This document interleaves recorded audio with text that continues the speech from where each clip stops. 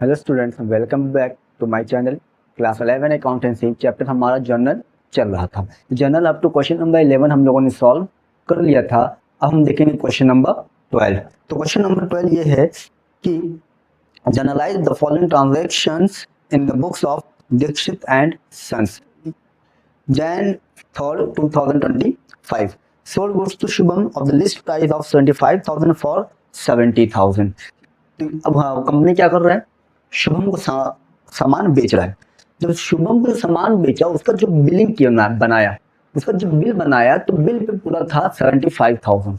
तो 75,000 list price है, उसको 75,000 वाला प्रोडक्ट उसने कितने का बेचा है, 70,000 का बेचा है। तो इसकी जो जर्नल एंट्री बनेगी वो ये बनेगी 3 तारीख 2025 Shubham debit to sales account कितने का बेचा है, 70,000।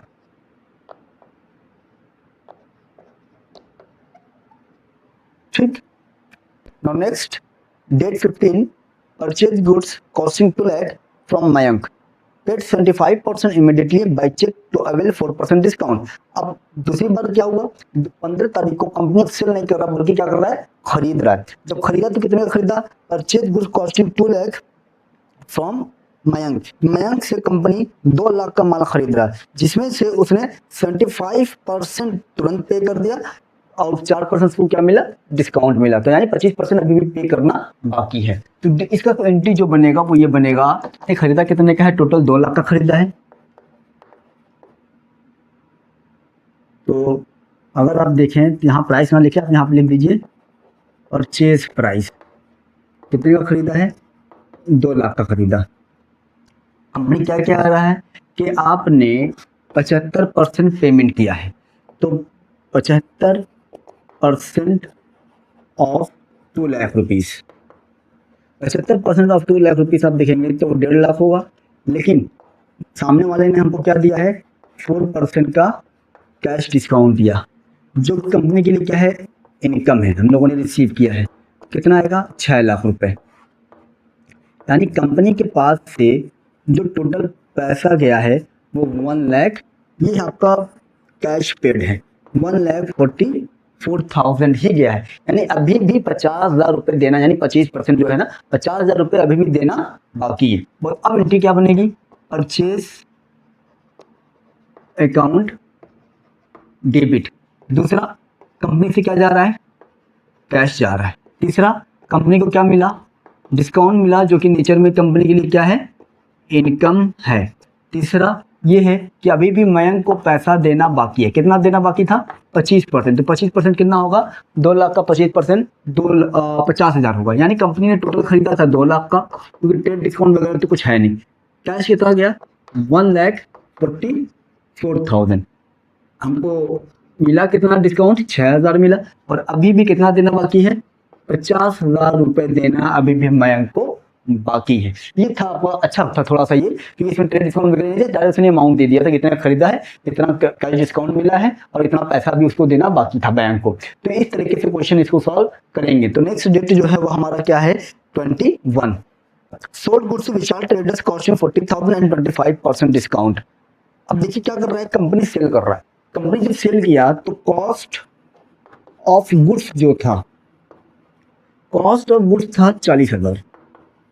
उस कंपनी, इस सामान को कंपनी 25% के प्रॉफिट पे सेल कर रहा है। तो ऐड 25% प्रॉफिट, 25% प्रॉफिट अगर देखेंगे तो 10,000 होगा।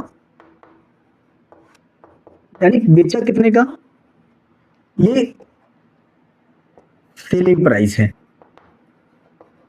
ये हम इतने का बेच रहे हैं, ठीक है।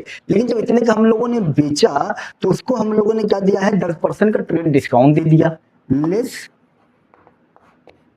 10% ट्रेड डिस्काउंट, यानी 5,000 का डिस्काउंट दे दिया। बेचा कितने का होगा,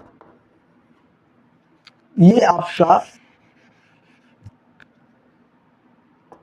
क्या कहते हैं इसको, प्राइस ऑफ गुड्स है। इतने का हम लोगों ने खरीदा है, इतने का हम लोग बेचने लगे तो 5% का डिस्काउंट दिया। बेचे कितने का है हम लोगों ने, सेलिंग प्राइस है ये आपका 45,000, लेकिन जब इसको हम बेचने लगे तो 10% का डिस्काउंट दिया, प्लस और क्या दिया हम लोगों ने, 10% कैश डिस्काउंट दिया है।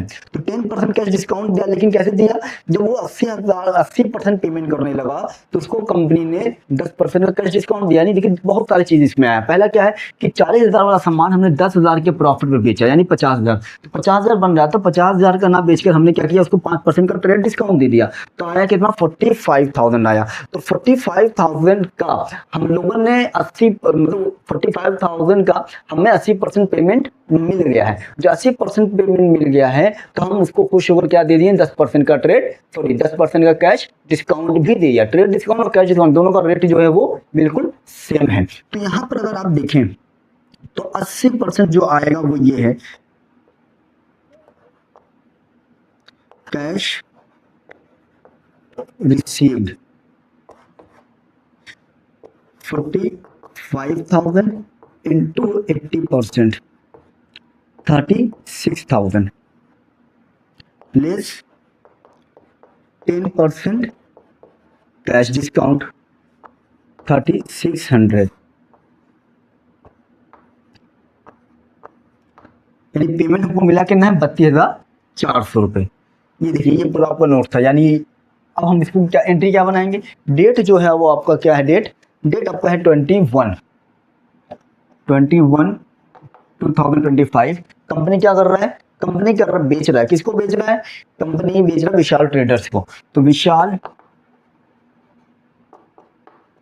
ट्रेडर्स, कंपनी से पैसा भी लेगा Vishal traders account debit to sales account. पहले एक एंट्री हम लोग ऐसे ही पास करते रहे। कितने का बेचा हम लोगों ने, 45,000 का बेचा है। तो 45,000 एक एंट्री ये पास हो गई। पहले मैंने इसकी वाली एंट्री पास कर दिया। अब हम क्या करेंगे, कैश वाली एंट्री पास करेंगे। चाहते तो हम लोग एक एंट्री में भी पास कर सकते हैं, लेकिन बस आपके समझने के लिए इसकी 2 एंट्री बना दे रहे। डेट आपका सेम रहेगा। कंपनी में क्या हो रहा है, पैसा आ रहा है, कैश अकाउंट डेबिट, कंपनी में पैसा आ रहा, कंपनी ने डिस्काउंट भी दिया जो कि कंपनी के लिए नुकसान माना जाएगा। तो डिस्काउंट अलाउड अकाउंट डेबिट, ठीक है। कैश आया कितना कंपनी के पास, कंपनी के पास कैश आ रहा है 32,400, डिस्काउंट कितना दिया है, 3600। किससे मिल रहा है, विशाल ट्रेडर्स से मिल रहा है। किससे मिल रहा है, क्योंकि विशाल ट्रेडर्स क्या हो गया, गिवर हो गया। तो विशाल ट्रेडर्स गिवर हो गया, कितना टोटल हो गए हैं 36,000 रुपए। ये क्वेश्चन हुआ। देखिए, लेना था पूरा टोटल 45,000, 36,000 का हो गया। अब 45,000 में 36,000 माइनस करेंगे, जो पैसा बच रहा है 9,000, यानी 9,000 अभी भी विशाल से लेना बाकी है, ठीक है।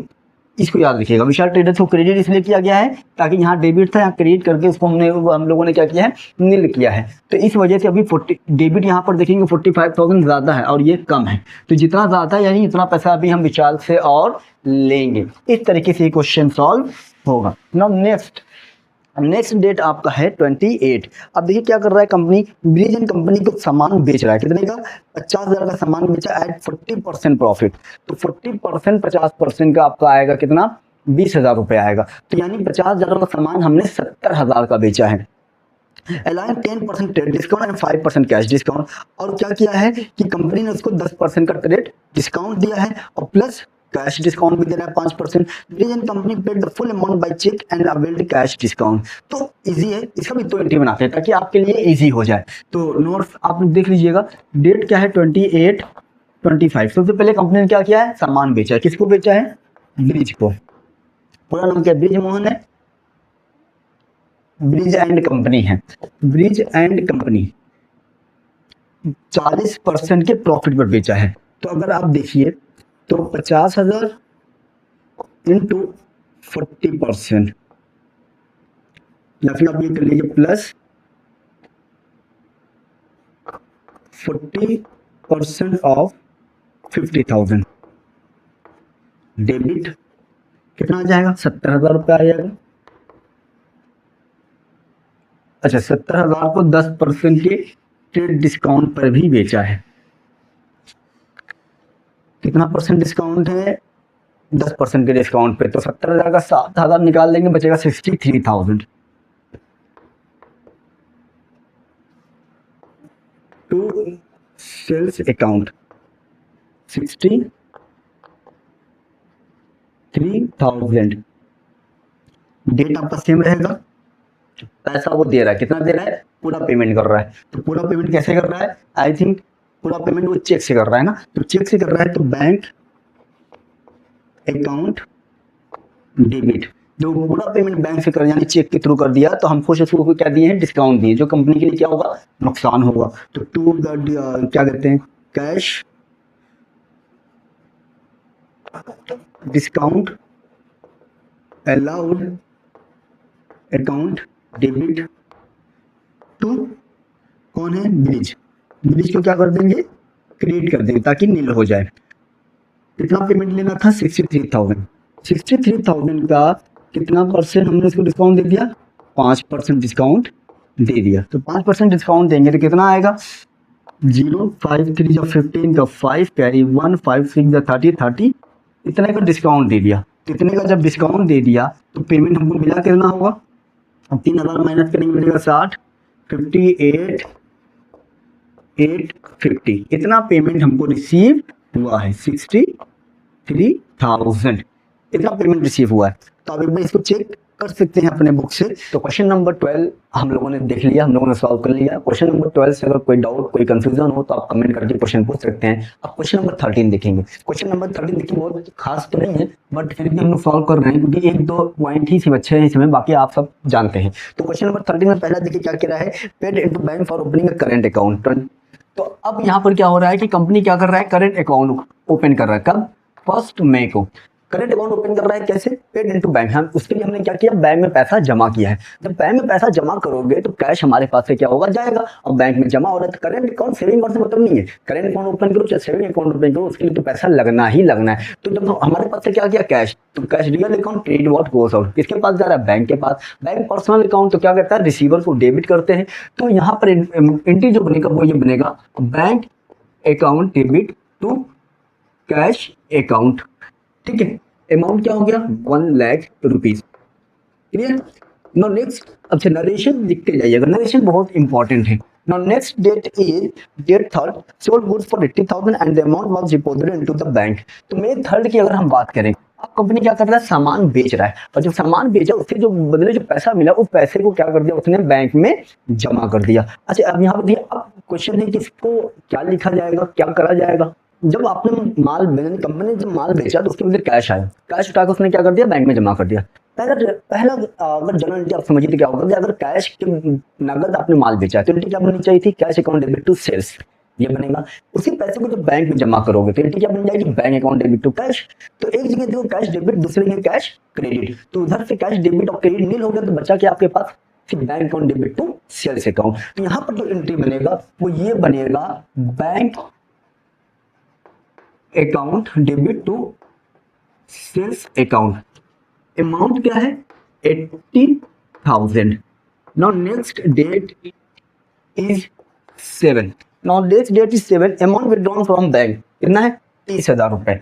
अब कंपनी क्या कर रहा है, पैसा निकाल रहा है बैंक से। जब पैसा हम बैंक में जमा करते थे तो बैंक रिसीवर हो जाता था और कैश हमारे पास से चल जाता था, लेकिन तो हम बैंक से पैसा निकालेंगे, अच्छा पर्सनल यूज नहीं है, खाली कह रहा है बैंक से पैसा निकाल रहे हैं, इसका मतलब कंपनी के पर्पस के लिए निकला होगा। तो जब बैंक से पैसा विड्रॉ करोगे तो कंपनी में क्या आ रहा है, कैश आ रहा है, लेकिन बैंक से क्या हो रहा है, कैश जा रहा है। तो बैंक क्या बन गया, गिवर हो गया अकॉर्डिंग टू पर्सनल अकाउंट, क्योंकि बैंक हमारा पर्सनल अकाउंट ही है और कैश हमारा रियल है, तो डेबिट व्हाट कम्स इन। तो एंट्री इसकी जो बनेगी वो क्या बनेगी, कंपनी में कैश आ रहा है, cash account debit to bank account, ये हो गया narration.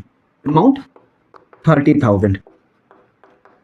Now next date is 10। Goods sold for cash, ये तो बहुत ईजी है, ये तो आप लोग अच्छे से जानते हैं। क्या एंट्री बन जाएगी, cash account debit to sales account. ये तो आप लोग शुरू से पढ़ते हुए आ रहे हैं कि शुरू से ही आ रहा है, पहले क्वेश्चन से आ रहा है। ये अमाउंट जो है वो है 42,000।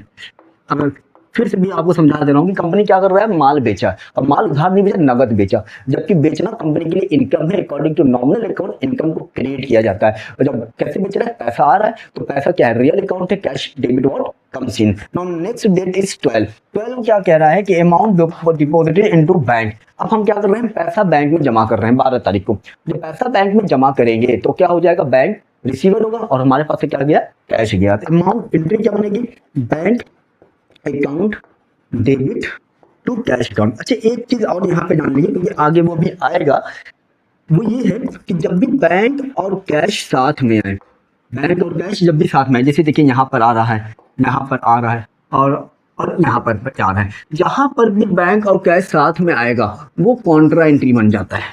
ठीक है, वो क्या बन जाता है, कॉन्ट्रा एंट्री। देखिए यहाँ पर भी बैंक कैश साथ में, यहाँ पर भी बैंक कैश साथ में, यहाँ पर भी बैंक कैश। ये कोई फर्क नहीं पड़ता है कि इसे कोई अब कंफ्यूज होती है कि बैंक डेबिट हो कि कैश क्रेडिट हो, नहीं, कोई भी डेबिट क्रेडिट हो, अगर दोनों साथ में आएंगे तो उसे हम क्या बोलते हैं, कॉन्ट्रा एंट्री बोलते हैं। अगर दोनों साथ में आ रहे हैं, चाहे कैश डेबिट हो चाहे बैंक डेबिट हो, उससे कोई फर्क नहीं पड़ता है। Next date is 14। अब 14 में क्या कर रहा है कि कंपनी ने माल खरीदा, खरीदने को इंग्लिश में परचेज कहते हैं। और परचेज कंपनी के लिए क्या है, एक्सपेंस है। खरीदा, खरीदने के बाद उधार नहीं खरीदा, उसके बदले उसने पेमेंट किया। पेमेंट कैसे कर रहा है, कैश से नहीं बल्कि चेक के थ्रू पेमेंट कर रहा है। तो पैसा कहां से जाएगा, कैश से तो गया नहीं, बल्कि कहां से जा रहा है, बैंक से पैसा जा रहा है। तो बैंक क्या हो गया, गिवर हो गया, और खर्च क्या है कंपनी के लिए, एक्सपेंस है। तो जो जनरल एंट्री बनेगा वो क्या बनेगा, purchase account debit to bank account, ये आपका जनरल एंट्री बनेगा। अमाउंट कितना है, अमाउंट आपका है 1.5 लाख रुपए। ये आपको क्वेश्चन नंबर 13 भी सॉल्व हो गया। तो 12 और 13 में कोई भी डाउट आता है, कोई भी कंफ्यूजन आता है, तो आप कमेंट करके क्वेश्चन पूछ सकते हैं, या फिर अकॉर्डिंग टू क्या कहते हैं, रिगार्डिंग गोल्डन रूल्स क्लासिफिकेशन और अकाउंट से रिलेटेड। अगर आज की जब तक आपको गोल्डन रूल नहीं समझ में आएंगे, पर्सनल, रियल और नॉमिनल, तब तक आपको डाउट रहेगा, कंफ्यूजन रहेगा ही रहेगा। सबसे पहले आप उसको पढ़िए अच्छे से, नहीं आ रहा तो कमेंट करिए, आपको बताया जाएगा। अब इसके बाद का जो क्वेश्चन है 14, उसके दो ऑप्शन है, ए और बी, एक मैं करूंगा और एक आप करेंगे। अगर कोई क्वेश्चन आपके लिए फंसता है, नहीं आ रहा है, तो कमेंट करिए, आपके अकॉर्डिंग क्वेश्चन को सॉल्व किया जाएगा।